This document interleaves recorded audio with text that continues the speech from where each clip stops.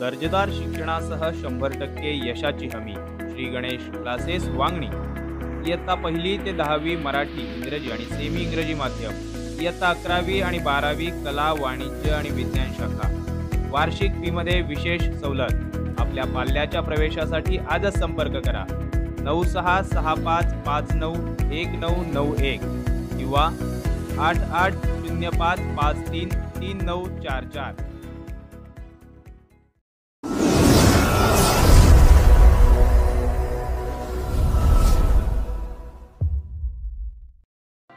बदलापूरहून मुंबईच्या दिशेने प्रवास करण्यासाठी 1 नंबर प्लॅटफॉर्मचा वापर करावा लागतो. मात्र आता हा प्लॅटफॉर्म कायमस्वरूपी बंद होणार आहे.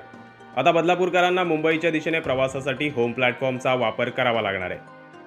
बदलापूर शहराची लोकसंख्या ही झपाट्याने वाढतीये. बदलापूरहून मुंबईच्या दिशेने दररोज 1.25 लाख लोक प्रवास करतात.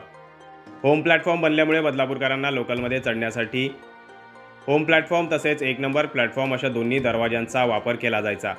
मात्र आता 1 नंबर प्लॅटफॉर्म बंद झाल्याने प्रवाशांना पुन्हा तारेवरची कसरत करत लोकलमध्ये चढावं लागणार आहे.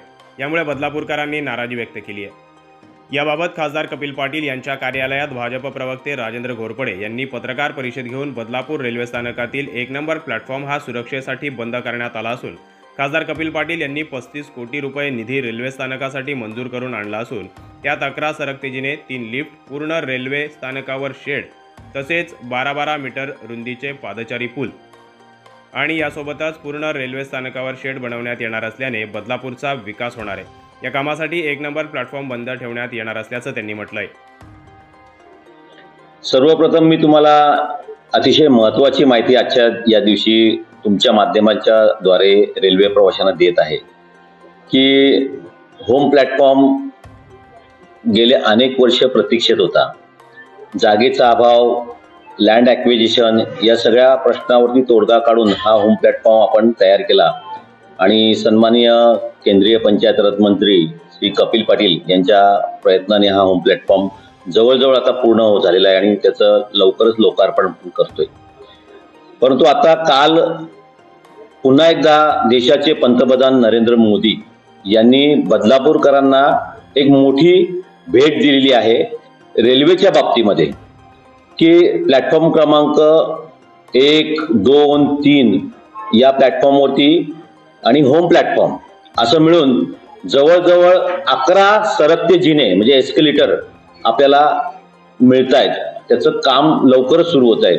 त्यानंतर या 3 प्लॅटफॉर्मवरती 3 लिफ्ट प्रवाशांना चढ उतार करण्याकरता मिळत आहेत. 2 FOB जे 12 मीटर रुंदीचे आहेत असे 2 FOB home platform to platform क्रमांक 3 पर्यंत असे 2 FOB मिळत आहेत. असे हे FOB झाल्यानंतर 11 एस्केलेटर झाल्यानंतर आणि 3 लिफ्ट झाल्यानंतर या स्टेशनचा कायापालट होणार आहे. आणि याकरता आपले केंद्रीय मंत्री श्री कपिल पाटील यांनी सुद्धा प्रयत्न केलेले आहेत. मोठ्या प्रमाणामध्ये गेल्या अनेक वर्ष ते प्रयत्न करत होते आणि बदलापूर शहराला या सर्व कामासाठी आतापर्यंत कधी एवढा निधी मिळाला नव्हता. एवढा निधी मिळालेला आहे आणि तो म्हणजे की जवळजवळ 30 ते 35 कोटी रुपयाचा निधी बदलापूर शहराला रेल्वेच्या कामासाठी पहिल्यांदाच मिळालेला आहे.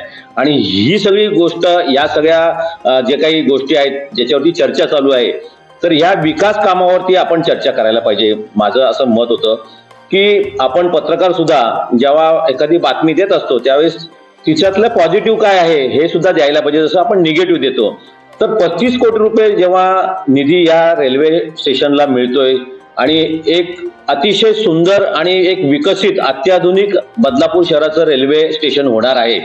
त्याचबरोबर गेल्या अनेक वर्ष प्रतीक्षेत असलेल्या पावसाळ्यामध्ये जे काही प्रवासी रेल्वे प्रवासी उन्हात उभे राहत होते, पावसाळ्यात उभं राहायला लागायचं, अशा सर्व प्लॅटफॉर्मला वरून शेड येणार आहे आणि हे सुद्धा सगळ्यात मोठं काम आपलं होतंय. त्याच्यामुळे याच्यानंतर हे काम झाल्यानंतर कोणीही रेल्वे प्रवासी उन्हात किंवा पावसात उभं राहू शकणार नाही. सर्वांना शेड मिळणार आहे.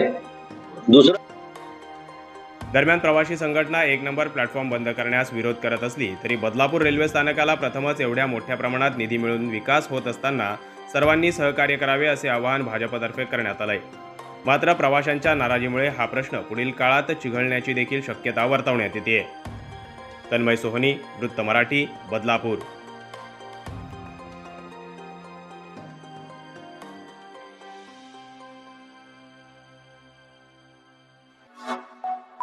Like, comment, share and subscribe.